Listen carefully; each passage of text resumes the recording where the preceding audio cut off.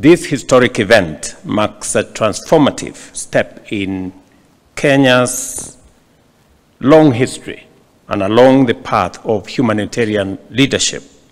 And as we advance our capacity to deliver effective, responsive, and durable solutions to give relief and protect the dignity of refugees and asylum seekers.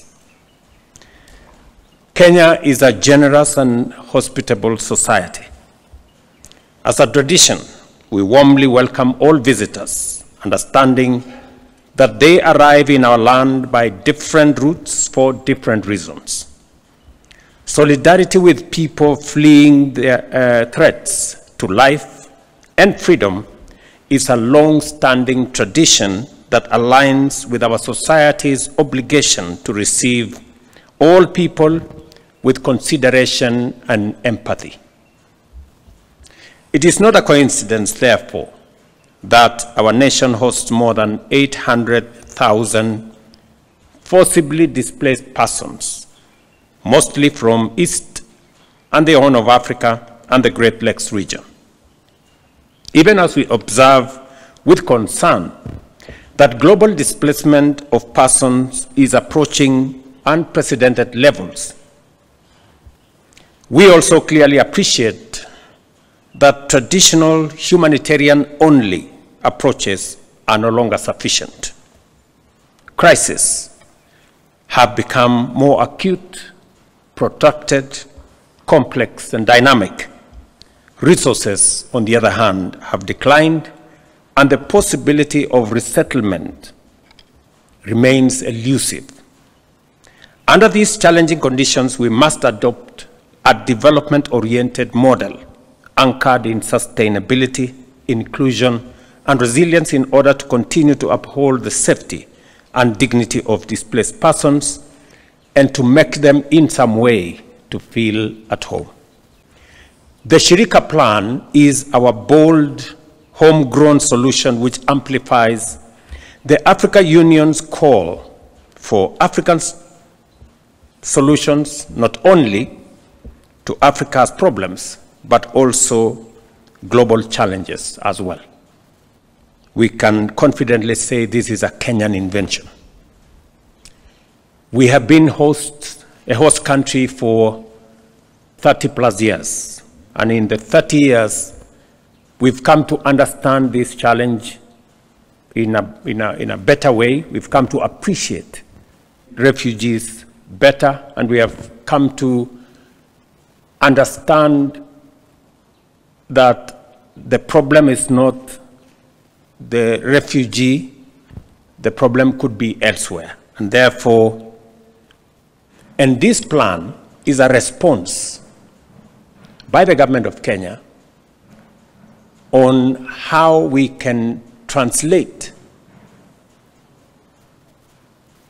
refugees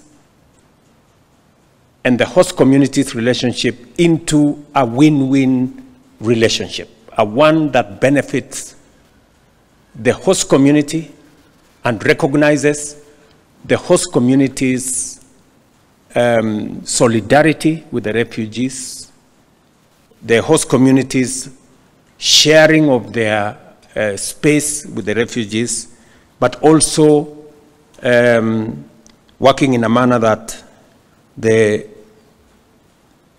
social and other facilities that were available to the refugees also should be made available to the host communities. The plan's strategy to transform refugee camps into integrated settlements gives inclusion a new expression by promoting the creation of opportunity in a manner that intentionally benefits refugees and host communities in the same way. In so doing, it recognizes the indispensable role of host communities, a number of which have provided exemplary compassion, patiently and generously extended hospitality for over 35 years, and this plan therefore places the host communities at the heart of this refugee plan. Because minus the host communities, it becomes realistically impossible for us as a government to discharge our international obligation to refugees. This plan also sets out the government strategy to guide reform to policy and regulatory frameworks, including the Refugee Act of 2021, the adoption of the Comprehensive Refugee Response Framework, the inclusion of refugees in county development plans, and their integration into public education, healthcare, and financial systems. It became obvious to us that containing refugees in camps, people who could, many of them could possibly have ideas, they are knowledgeable, people who could deploy their energy, expertise, and resource into the development of the country was not the best way to relate with the refugees. And therefore, it became necessary for us to rethink the place of refugees in our society and contextualize it with host communities. As I speak to you, more than 70,000 refugees are enrolled for universal health coverage under the Social Health Insurance Fund, while IDs for refugees are recognized by the Integrated Population Registration System. Partnerships such as International Finance Corporation, Kenya Commercial Bank, and Swedish International Development Agency guarantees funds are catalyzed their financial inclusion and engagement in entrepreneurship and job creation. And I must thank these agencies for making it possible for refugees to be part of our financial system, and to thank the private sector, including our banks, for participating. There is undeniable progress with respect to key enablers of inclusion, which include the recognition of the refugees' IDs in SIM card registration and banking, the development of refugees database, which is interoperable with government systems, and strengthening local governance through the elevation of Dadaab and Kakuma Kalolbeye camps as communities into special municipalities. And these we have worked with governors from that region, and I must commend them and the leadership in those areas for making it possible for us to work as government in a manner that carries on board the thoughts, the concerns of host communities and the county governments in those areas. The concerns that have been raised are legitimate because these are concerns that have been experienced over many years. This plan attempts to respond to some of the concerns the communities have been experiencing or have raised over the years. It was untenable to continue the relationship the way it was, and therefore this plan attempts to rethink.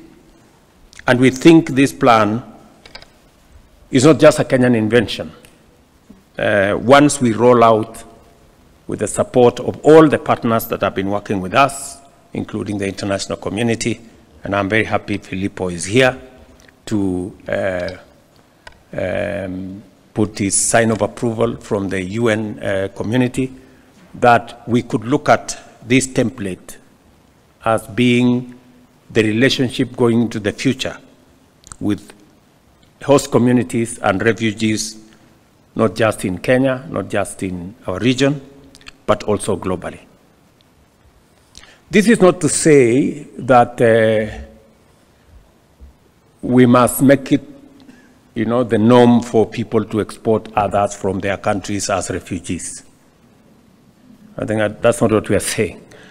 And in fact, as a country, we are deploying all the assets that we have to contain instability in different parts of our region. Just this morning, I have sent the Honorable Raila Odinga, our former Prime Minister, to South Sudan because there is a situation that could lead to export of more refugees from that country unless it is contained. We are engaged currently on the situation in DRC. We have a robust conversation on containing the situation in Sudan. So we are doing what we can as Kenya, working with partners and regional mechanisms to see to it that we contain situations that could lead to people seeking asylum and leaving their countries because of instability and other challenges that countries face.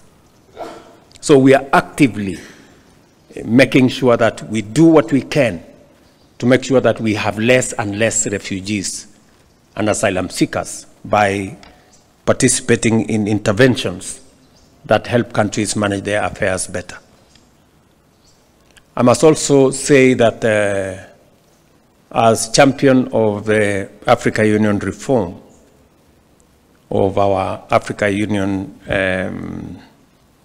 family, we are also looking at how we can better stabilize our region, how we can deploy resources in our continent to stabilize this continent, because unless we stabilize this continent, any meaningful activity, any progress is undermined, and we become a place of displaced people and refugees and asylum seekers. And we are currently looking at our peace and security architecture of the Africa Union so that we can find a link and connection to the international community. And I'm very happy that we've already made the first step, that Africa Union peace initiatives will now be funded as agreed by the UN by United Nations assessed contribution, making Africa Union interventions better resourced for us to take, better control of interventions in our region, rather than waiting long for some of the UN interventions to come into place. So, apart from thinking about the refugees we have and how we can integrate them into the development of our country, we are also actively working on how to make sure that we reduce on people seeking asylum where we can, and people being exported as refugees. We are neither short of ideas, commitment, or willingness to do the work needed to actualize this critical vision. For this reason, the Shirika plan, whose development entailed extensive multi-sectoral and multi-stakeholder consultations, led by county governments, and that is why they've already expressed themselves and some of the issues they raised, and also refugee-led organizations, UN agencies, development partners, and the civil society, is a strategy which reflects the contribution of a broad spectrum of actors. It clearly and boldly reflects our commitment to the Global Compact on Refugees, as well as the constitutional mandate to observe and implement measures that not only fulfill, but also expand inclusion, equity, equality, social justice, non-discrimination, and access to equal opportunity in our shared prosperity. When we declare that our national transformation agenda shall leave no one behind, we mean every word of it. To guarantee the best chance of fully actualizing the promise of Shirika, I call on our partners in development and humanitarian response, international financial institutions, and other organizations to enhance their position and contribution to our partnership in order to renew the way we transform solidarity by investing in sustainable, scalable, and inclusive solutions.